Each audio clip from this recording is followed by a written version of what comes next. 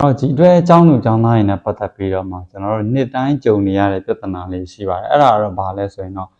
အဓိကကတော့ကျွန်တော်တို့ကျန်းမာရေးပြဿနာပေါ့နော်အဲ့တော့ကျန်းမာရေးပြဿနာလေးတွေကျွန်တော်တို့အများနဲ့ကြုံနေရတယ်အဓိကကျွန်တော်တို့အလုပ်တစ်ခုလုပ်တော့မယ်ပေါ့နော်ပညာရေးပဲဖြစ်ဖြစ်စီးပွားရေးပဲဖြစ်ဖြစ်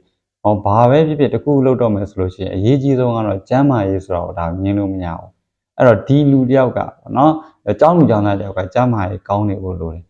ကျန်းမာရေးကောင်းနေဖို့အတွက်ကအဓိကဂရုစိုက်ရမှာနှစ်ချက်ရှိပါတယ်အဲ့ဒါကတော့ဘာလဲဆိုရင်အစားအသောက်ရဲ့အနေအထိုင်ပေါ့နော်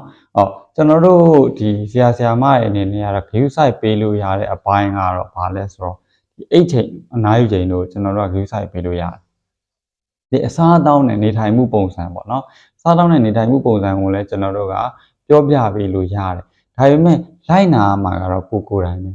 ကိုယ့်ရဲ့ကျန်းမာရေးကောင်းဖို့အတွက်ကကိုယ့်ရဲ့ကျန်းမာရေးကောင်းမွန်နေဖို့ကတော့အဓိကတာဝန်အရှိဆုံးကကိုယ်တိုင်ပဲဘာလို့လဲဆိုတော့ကျန်းမာရေးမကောင်းဘူးတကူကူဖြစ်ပြီးတကူချိုရင်းမယ်ဆိုလို့ရှိရင်ဖျားပြီးနာပြီဆိုလို့ရှိရင်ခံရမှာကိုယ်တိုင်ပဲဖြစ်တယ်ဘယ်သူမှအစားခံပေးလို့မရဘူးဘယ်သူမှဖျားနာပေးလို့မရဘူး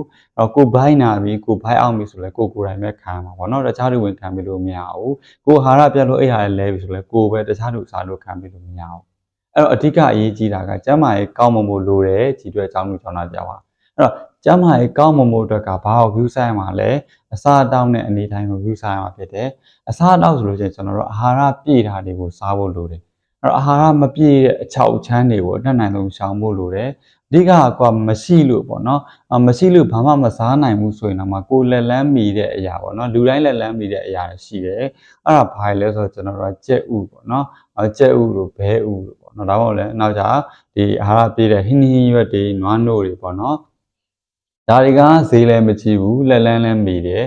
နွားနို့တော့နေရာတိုင်းမှာမရှိဘူးဆိုတော့ဟင်းရွက်ကတော့နေရာတိုင်းမှာရှိဖို့များတယ်ကြက်ဥဘဲဥကလည်းနေရာတိုင်းမှာရှိဖို့များတယ်ဒါလေးတွေကိုကျွန်တော်တို့ဥမာဆိုလို့ရှိရင်ပေါ့နော်ပြုတ်ပြီးတော့ပဲဖြစ်ဖြစ်နော်ကြော်ပြီးတော့ပဲချက်ပြီးတော့ပဲဖြစ်ဘယ်လိုပဲဖြစ်ဖြစ်စားမယ်ဆိုလို့ရှိရင်တော့ကျန်းမာရေးကသူ့ဟာနဲ့သူတော့ကိုယ်ခံအားကောင်းလာမှာအဓိကကျန်းမာရေးကောင်းတယ်ဆိုတာကိုယ်ခံအားစနစ်ပေါ့ပြီးတော့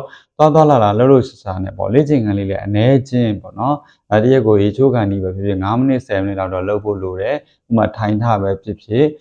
နော်နည်းနည်းလမ်းလျှောက်တာလေးပဲဖြစ်ဖြစ်လုပ်ဖို့လိုတယ်ပေါ့နော်အဲ့တော့နံပါတ်1ကအစားအသောက်ကိုရှောင်ရမှာပါလဲဆိုတော့အချောက်ချမ်းတွေရှောင်ရမယ်အတက်နိုင်ဆုံးပေါ့အချောက်ချမ်းတွေ ready made တွေ processed food တွေတော့ refined foods တွေပေါ့နော်ပြင်ဆင်ထားတဲ့အစားအသောက်တွေ6ချမ်းတွေအကုန်ရှောင်ရမယ်ရှောင်ပြီးလို့ရှိရင်အာဟာရပြည့်တဲ့အစားအစာတွေ